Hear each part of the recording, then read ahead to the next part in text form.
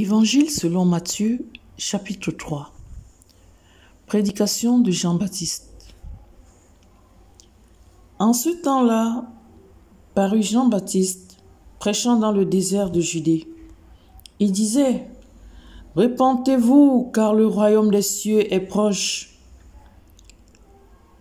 Jean est celui qui avait été annoncé par Isaïe le prophète lorsqu'il dit : « C'est ici la voix de celui qui crie dans le désert.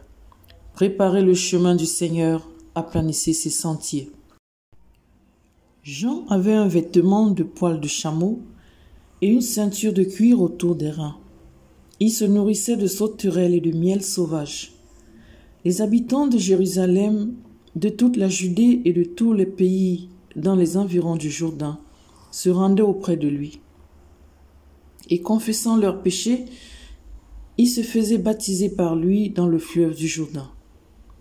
Mais voyant venir à son baptême plusieurs des pharisiens et de sadduciens, il leur dit : « Race de vipères, qui vous a appris à fuir la colère à venir? Produisez donc du fruit digne de la repentance. Et ne prétendez pas dire en vous-même : nous avons Abraham pour père. Car je vous déclare que de ces pierres-ci, Dieu peut susciter des enfants à Abraham. Déjà la cognée est mise à la racine des arbres. Tout arbre donc qui ne produit pas de bons fruits sera coupé et jeté au feu. Moi, je vous baptise d'eau pour vous amener à la repentance. Mais celui qui vient après moi est plus puissant que moi, et je ne suis pas digne de porter ses souliers. Lui, il vous baptisera du Saint-Esprit et de feu.